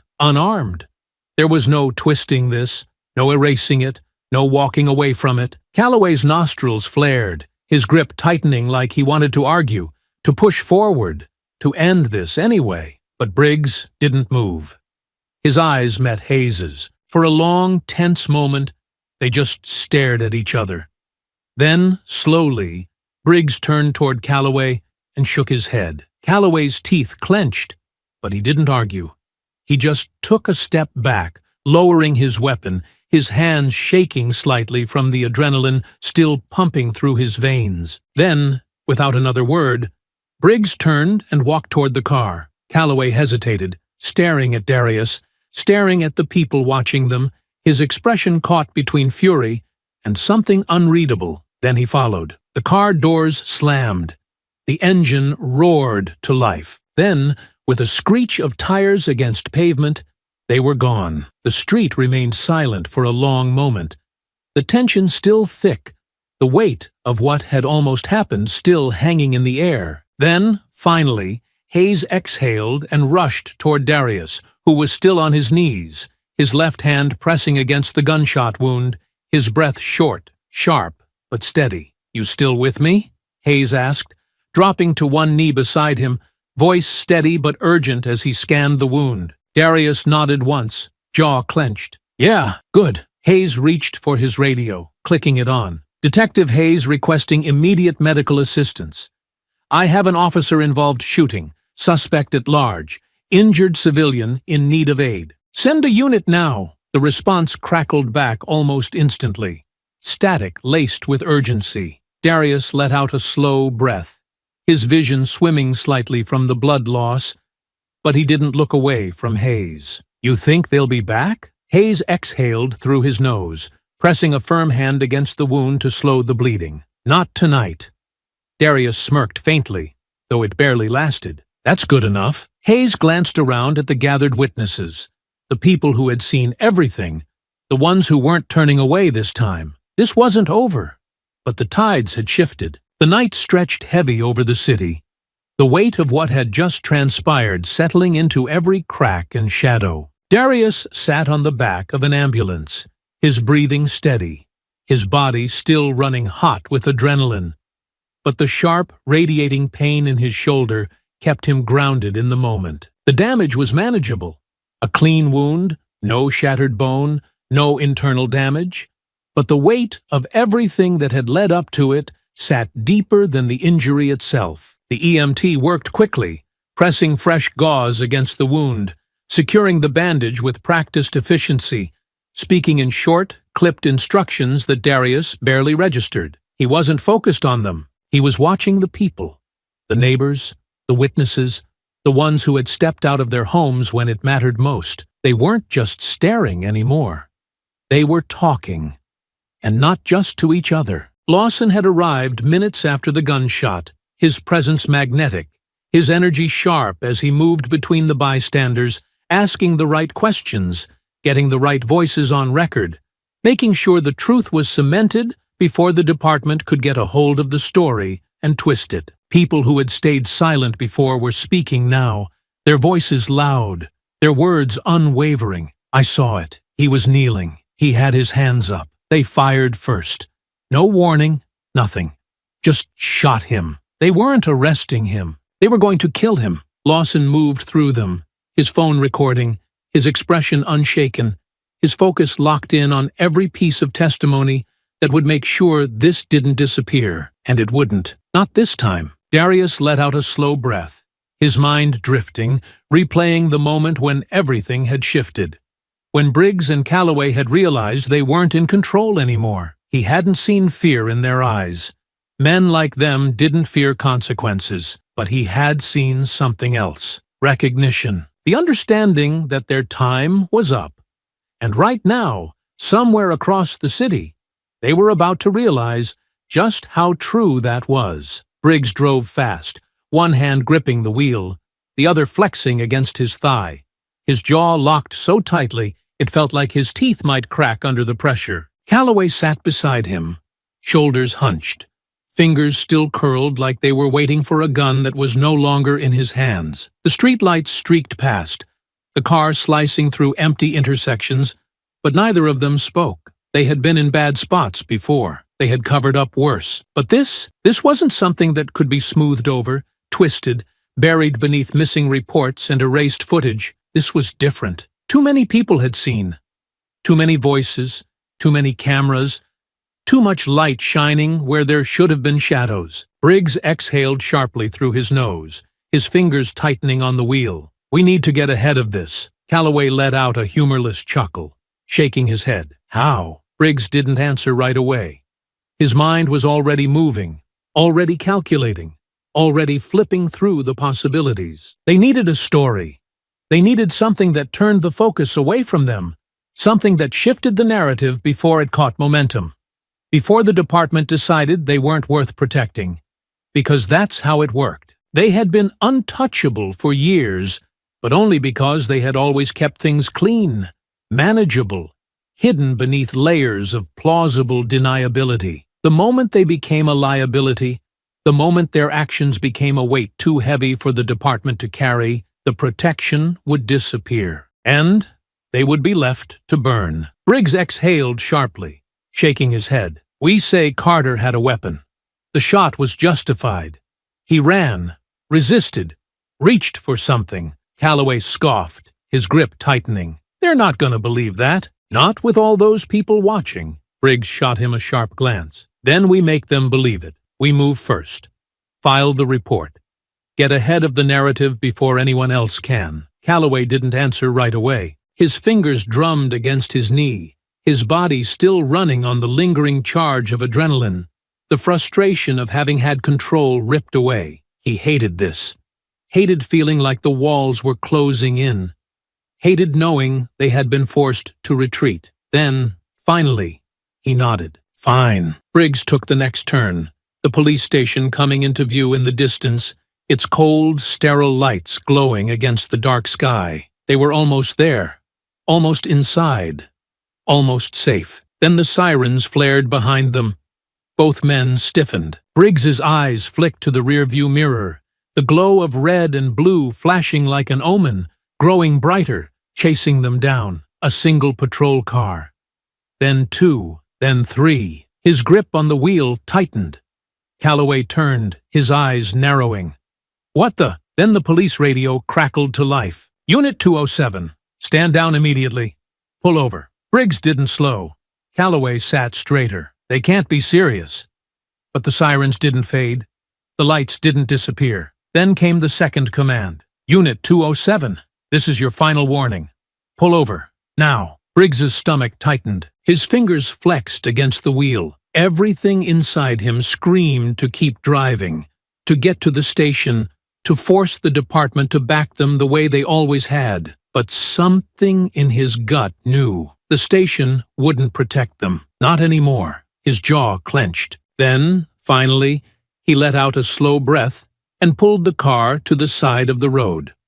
Calloway sat completely still, his hands pressing against his knees, his breath coming short and sharp, his anger burning behind his eyes. The first squad car rolled to a stop behind them. Then another. Doors opened. Footsteps approached. Then, finally, the voice that sealed their fate. Briggs.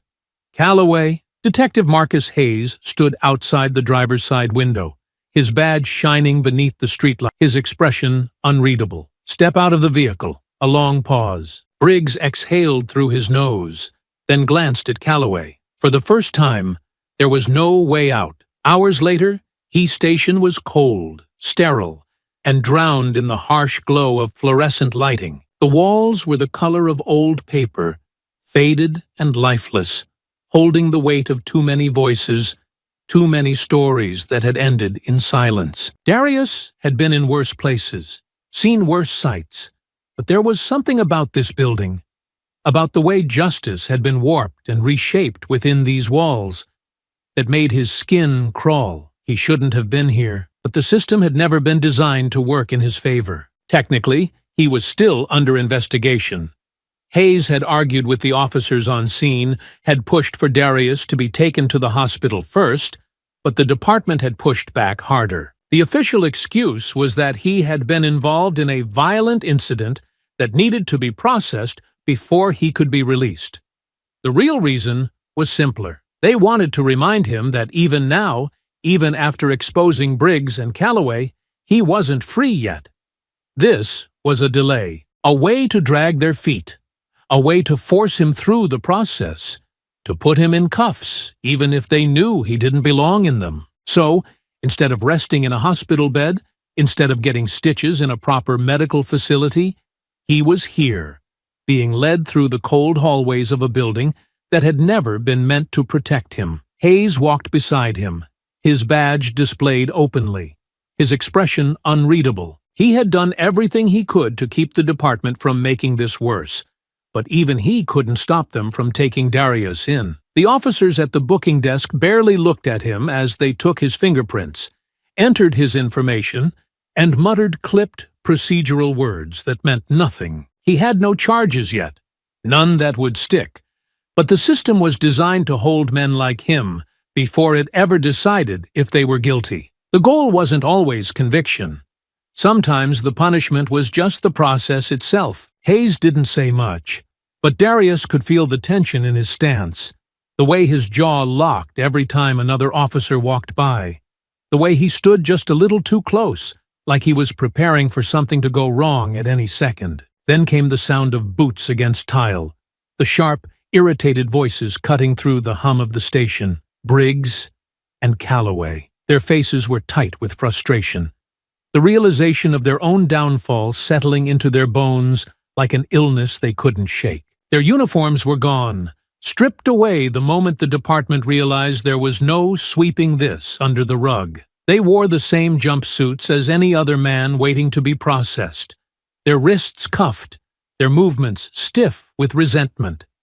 They had spent years locking men in these cells. Now, They were the ones being led down the hallway, past the officers who had once followed their orders. Calloway was the first to break the silence, his voice sharp, cutting through the air with forced confidence. "This is ridiculous," he snapped, jerking against the grip of the officer escorting him. "We were doing our jobs. That guy is the criminal, not us." No one responded. Briggs was quieter, his expression unreadable, but his jaw was tight, his breathing controlled, his mind no doubt running through the list of connections he thought could save him. Except there was no saving them now. Darius felt their eyes lock onto him as they were marched past, the weight of their hatred settling onto his shoulders like something tangible. They had lost. But men like them never saw themselves as defeated, they just saw obstacles. Hayes let out a slow breath beside him, shaking his head slightly. "This is what happens when you think you're untouchable." Briggs scoffed, but didn't look at him. They reached the holding cells. The officer leading Darius came to a stop, motioning for him to step inside one of the open units. The door stood wide, waiting. Then the next cell opened, and Briggs and Calloway were ushered inside. Darius exhaled through his nose, shaking his head slightly as realization settled in. Of course, the department had never been built to protect him. Even now, after everything, they were still playing their games. They wanted him here. They wanted him sitting in a cell beside the same men who had shot him, the same men who had tried to erase him from existence. They wanted to remind him that no matter what had happened out there, in here, he was still just another black man waiting for someone else to decide his fate. He stepped inside the cell without protest, sitting on the bench with careful ease, his shoulders stiff but controlled. The heavy clang of the metal door slamming shut echoed down the hall. But Darius barely reacted. He had heard worse. A slow, cold silence stretched between the three of them. Briggs leaned against the far wall of his cell, his arms crossed, his expression unreadable. Calloway, on the other hand, was still restless, still burning with frustration, his foot tapping against the tile as his eyes darted toward Darius. Darius didn't look at them, didn't acknowledge them. He had already won. Now, it was just a matter of waiting for the world to catch up. The holding cell was silent, the air thick with unspoken tension. The weight of it pressed into the corners, settling between the three men like an invisible force waiting to be acknowledged. The cold metal bench beneath Darius barely registered as he sat still, his breathing even, his injured shoulder throbbing beneath the fresh bandages. He knew this wouldn't last, knew this was just the final inconvenience before they let him walk free. Briggs and Calloway, on the other hand, had no such certainty. They had spent their entire careers controlling what happened in places like this, deciding who went free and who didn't, dictating the rules in their favor. Now, they were sitting on the other side of the bars, stripped of the authority they had wielded like a weapon for years, and it was eating them alive. Calloway was the first to break, his frustration simmering just beneath the surface. He hadn't stopped moving since the cell door shut, pacing the short distance between the wall and the bars, his breath heavy, his hands clenched into fists. Every so often, his gaze flicked toward Darius, sharp with resentment, but Darius never acknowledged it. He refused to give them the satisfaction of knowing their anger had any weight. Briggs, by contrast, sat still, leaning against the back wall, arms crossed over his chest, his face unreadable. But Darius could see it. The tension in his shoulders, the way his jaw locked every time Calloway muttered under his breath, the quiet realization sinking in deeper with every passing second. They had lost, not just tonight, not just this fight. They had lost everything. It wasn't official yet, but it would be soon. Their badges were already gone, stripped the second they had stepped into the precinct in cuffs. The case against them was already growing. The witnesses too many. The evidence too clear. It wasn't a matter of if they were going down. It was a matter of how long they could delay the inevitable. Calloway let out a sharp exhale, finally stopping his pacing as he turned to face Darius directly, his voice laced with resentment. This was a setup. Darius didn't respond immediately. He didn't need to. Calloway's eyes narrowed. We were set up. His voice was harder now, like he was only just piecing together what should have been obvious. He let out a dry laugh, shaking his head as if the realization had just settled in. You planned this. You wanted us to come after you. Briggs exhaled through his nose, his expression darkening slightly. He had already figured it out, but he hadn't wanted to say it aloud. Darius leaned back slightly, letting the weight of Calloway's words hang between them before speaking, his voice calm, measured. You came after me on your own. No one forced you. Briggs scoffed, shaking his head. No, but you knew we would. His voice was quiet, but there was an edge to it, a bitterness that came from understanding just how thoroughly he had been outplayed. He exhaled sharply, glancing away for a second before looking back at Darius. We were played. Calloway's expression twisted, his frustration boiling over. You don't seriously believe that, he snapped, turning to Briggs. We're the ones in cuffs. He ran. He resisted. He got us right where he wanted us, Briggs muttered. His voice wasn't angry.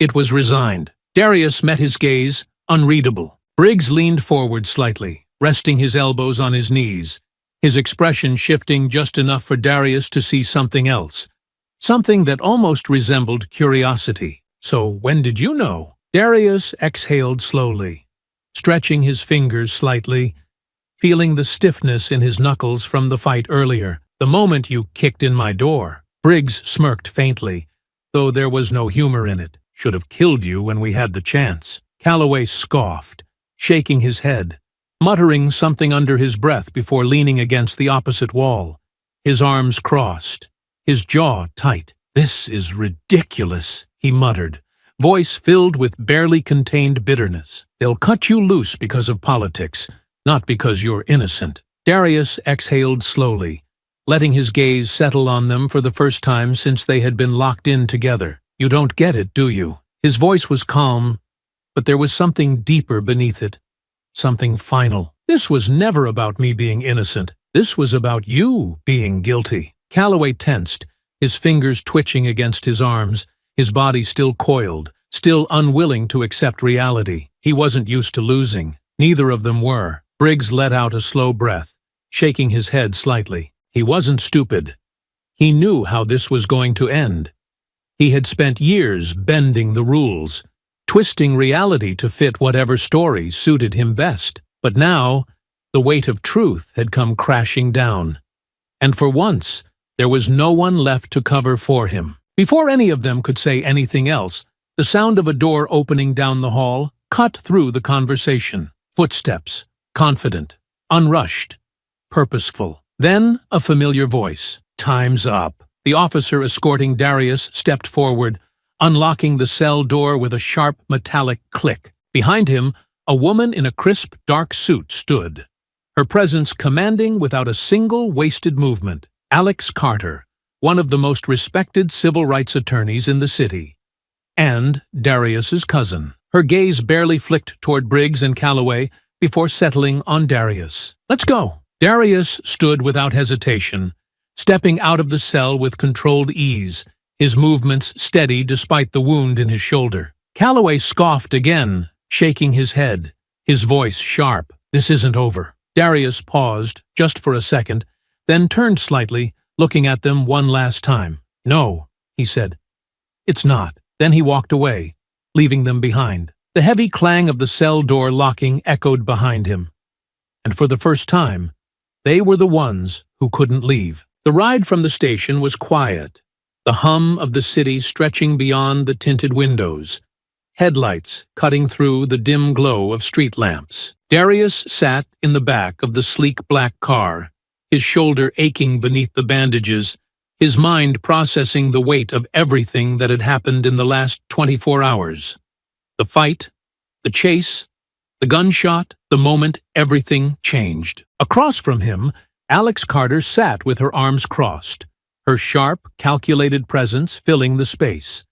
She had always been the kind of person who operated 3 steps ahead of the world around her, dissecting every possibility before anyone else even realized there was a game to be played. Tonight had been no different. She had walked into the station with the confidence of someone who already knew the outcome, and she had been right. I assume you know why you're out, she said finally, her voice smooth, but carrying a hard edge. Darius let out a slow breath, adjusting the bandage beneath his shirt. Because they didn't have a reason to keep me. She gave a slow nod, tapping her fingers against the leather seat beside her. More than that, they knew the longer they kept you, the worse this was going to get. He turned slightly, meeting her gaze. She wasn't just talking about legalities. She was talking about pressure, about the kind of weight that couldn't be ignored. The second those officers fired on you, the second those witnesses stepped outside, the narrative changed, she continued. The department wanted to spin this, but they couldn't. Too many eyes were watching. Too many people saw exactly what happened. Darius exhaled through his nose. He had felt it in the air that night. The shift, the way the neighborhood had woken up, the way silence had turned into voices, the way fear had been replaced with something sharper, something unmovable. The witnesses? He asked. Alex nodded. Plenty, and not just bystanders. People with cameras. People who gave official statements.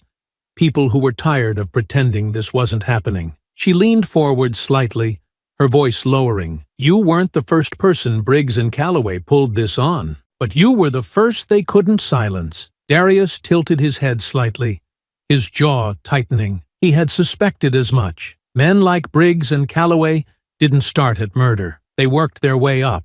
Alex pulled a folder from her bag, flipping it open and skimming the top page before speaking again. Internal affairs moved faster than I expected. With the footage, the testimonies, and the paper trail Lawson helped dig up, they had enough to push this into a full investigation. The department couldn't ignore it. The chief had no choice but to make a statement. Darius let out a slow breath, letting that settle. He wasn't naive. He knew police departments didn't suddenly turn against their own. This wasn't about justice. This was about damage control. The chief cut them loose, didn't he? Alex gave a small smirk. Suspended.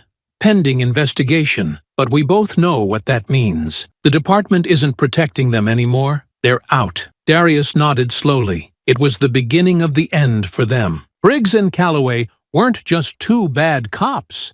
No, they were symptoms of something much larger, much deeper, something that had existed long before them and would exist long after they were gone. But for once, the system had cracked.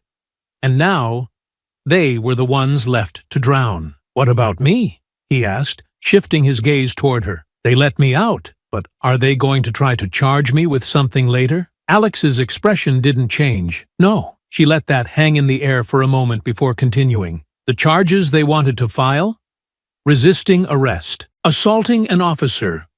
Those only work when the officers in question are credible. She tilted her head slightly. Briggs and Calloway aren't credible anymore. The moment the department distanced itself from them, any case against you fell apart. They had nothing. Keeping you in there was a move to remind you where the power was. But legally, she shook her head, they couldn't hold you. Darius exhaled slowly, his shoulders easing just slightly. So, that's it, he said quietly. Alex studied him for a moment before answering. For now. Darius gave a slow nod, glancing out the window as the car turned down a familiar street, the streetlights casting long shadows against the pavement. The battle was over, but the war wasn't. He wasn't naive enough to believe that one victory meant everything was fixed. The system didn't break overnight, and it wouldn't be rebuilt in a day. But he had made a crack, and sometimes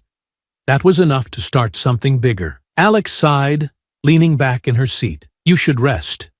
You're going to need your strength. Darius turned toward her, eyebrows slightly raised. For what? She smirked.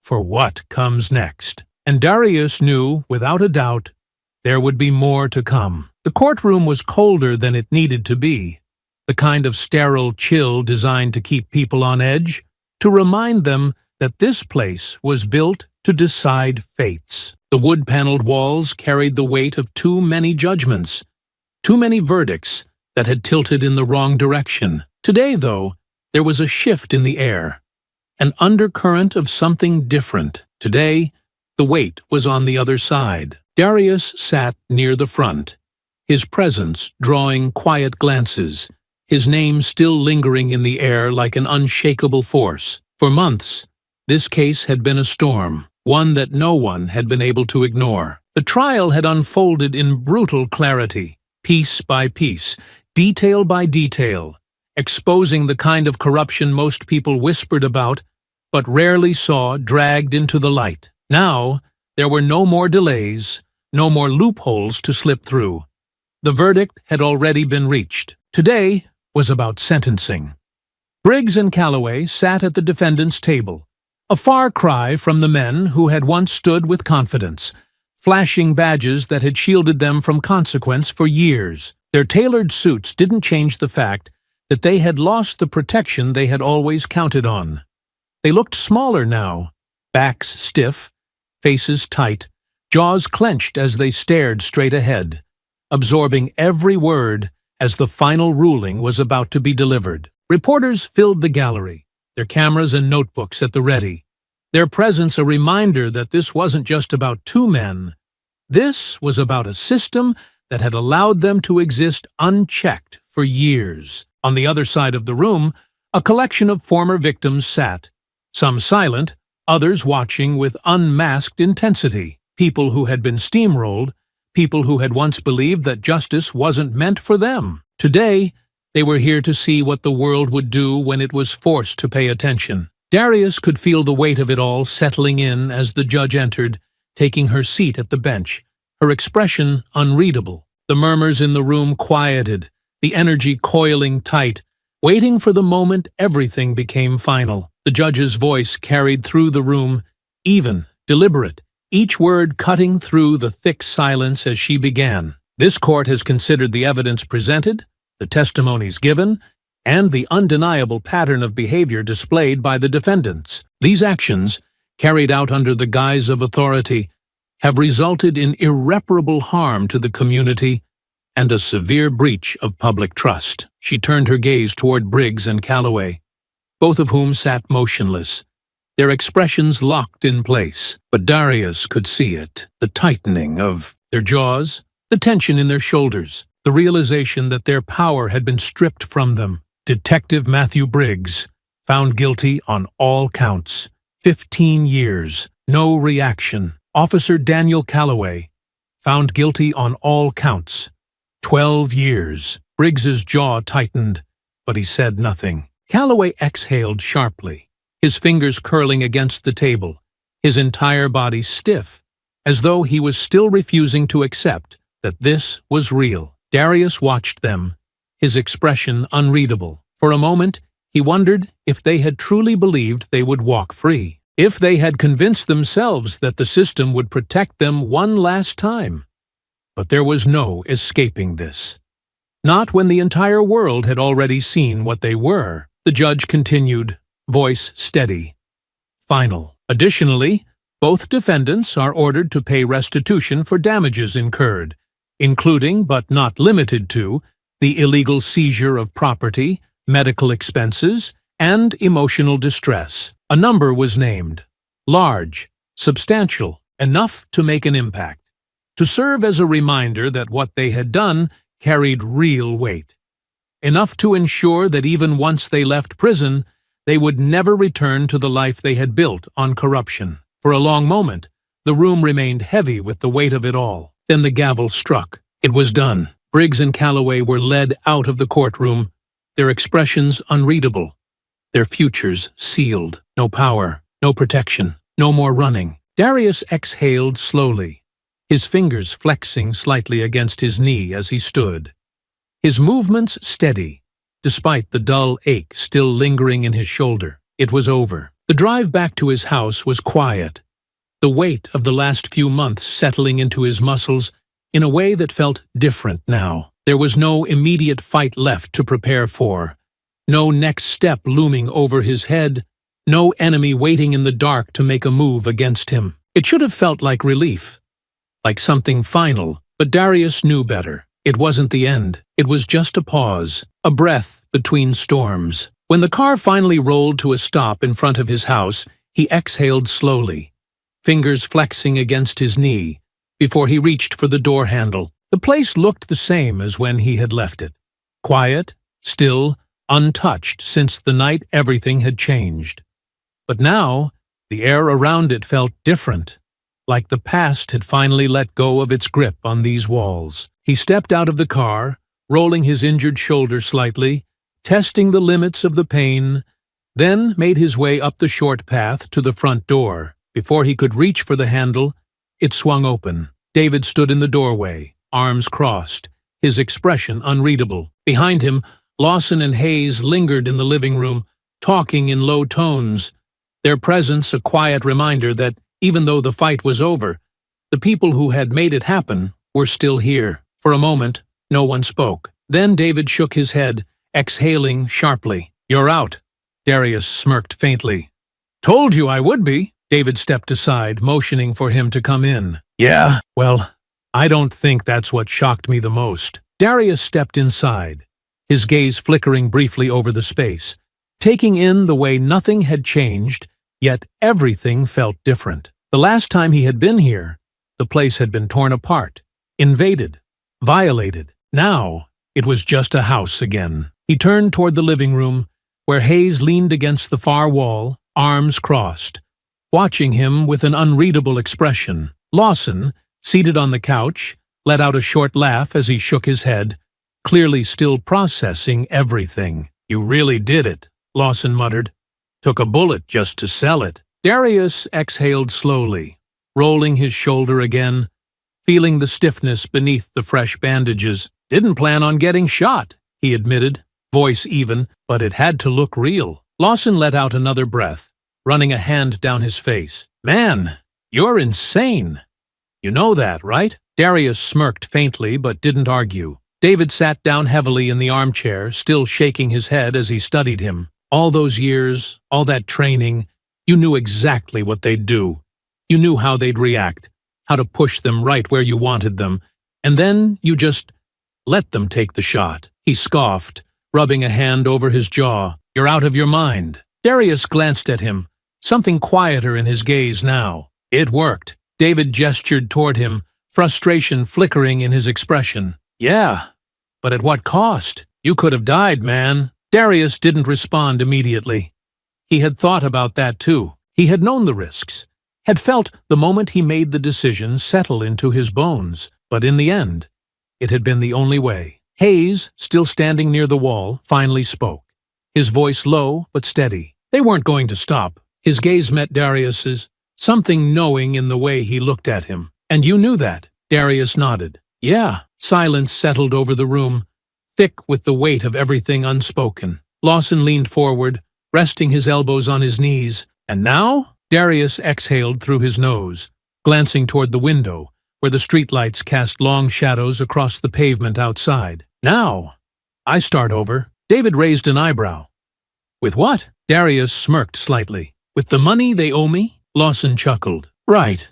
Forgot about that. Those guys are paying out, what, 7 figures?" Darius nodded once. It had been part of the settlement, part of the reckoning that had come down on Briggs and Calloway after everything was laid bare. Between the lawsuit, the city's damage control, and the judge's ruling, he had walked away with more than just his freedom. He had walked away with enough to build something new. David exhaled, shaking his head. "And you're just gonna walk away from all of this?" Darius looked at him, something calm in his expression. "Yeah." For a long time, all he had known was the fight. First on the battlefield, then in the city streets, then in a courtroom where his future had been decided in a way he had never anticipated. But now, for the first time in years, he had the chance to decide what came next.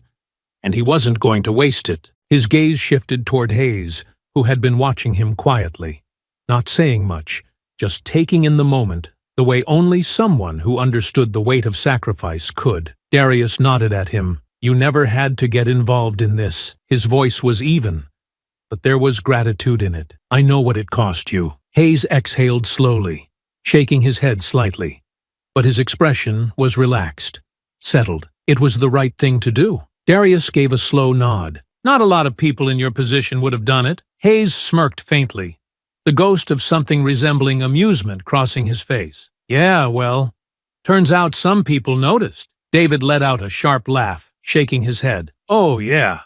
Forgot to mention that part. Darius raised an eyebrow. What part?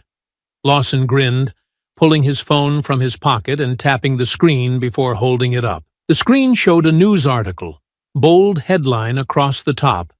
Detective Marcus Hayes awarded Medal of Valor for exposing corruption within the department. Darius blinked, then let out a quiet chuckle. They gave you a medal? Hayes rolled his eyes, shaking his head. Yeah.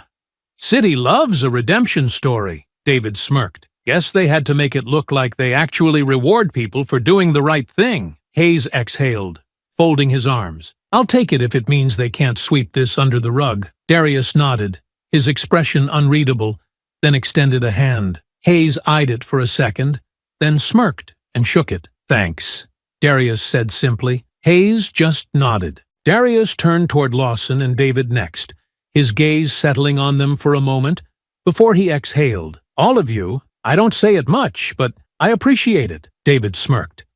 Yeah, just remember that when you're sitting on all that money. Lawson chuckled. You buying dinner, right? Darius exhaled, shaking his head with a smirk as he turned toward the kitchen. Fine, but I'm picking the place, David grinned. With your payout, we're eating somewhere nice. Darius let out a slow breath, rolling his shoulders slightly as he leaned against the counter, his home finally feeling like his again. For the first time in a long time, he wasn't looking over his shoulder, wasn't waiting for the next battle. Now, he was just a man rebuilding his life. And that was more than enough. I hope you enjoyed that story. Please share it with your friends and subscribe so that you do not miss out on the next one. In the meantime, I have handpicked 2 stories for you that I think you will enjoy. Have a great day!